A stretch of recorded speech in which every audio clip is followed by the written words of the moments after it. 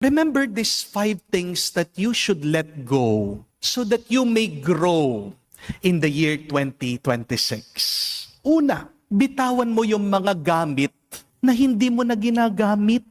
Kung 3 taon na po yung damit dyan sa inyong aparador, hindi na po sa inyo yan. Kaysa sa masira lang po ng anay, mabulok sa baul, bigay mo yung damit dun sa tao na pwedeng magsuot at magamit niya. Bigay mo yung damit mo dun sa mga nangangailangan. Baka kaya hindi ka binibigyan ng bago ng Diyos kasi kumakapit ka pa rin dun sa luma. Pangalawa, itapon nyo na po yung mga expired nyong gamot.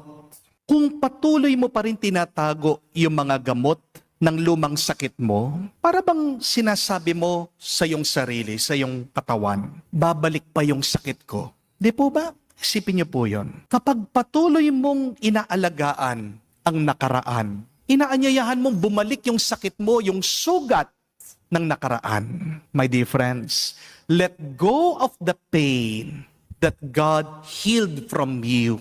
Pinagaling ka na nga ng Diyos. Ayaw mo pa rin bitawan. Iniisip mo pa rin yung sakit ng nakaraan. Kung gusto mong lumusog, gusto mong lumakas, let go na dyan sa mga gamot. Let go na dyan sa iyong sakit. Amen? Pangatlo po, alisin nyo na yung mga sirang gamit na walang silbi. Amen? Check nyo po yung bahay nyo. Meron ba kayong mga basag na baso, mga sirang pinggan, charging wire na hindi na gumagana, lumang case ng cellphone, mga plastic tupperware na ginamit nyo sa kakasyaron nyo, baka pagbukas nyo ng cabinet nyo, nahuhulog na dyan. Yung mga t-shirt, mga short, yung butas-butas. Tapon nyo na. Nagiging dump site na lang yung bahay nyo eh. 4, bitawan nyo na po yung mga toxic na tao sa social media. Hindi po kasalanan ang mag-unfriend. Di naman po masama yung mag-unfollow. Kung yung isang page, channel, o influencer, ginugulo lang yung isip mo, pinapalala yung insecurity mo, nilalayo ka sa kapayapaan. Kapatid, tigilan mo na yung panunood dyan. Wala kang obligasyon na i-follow siya.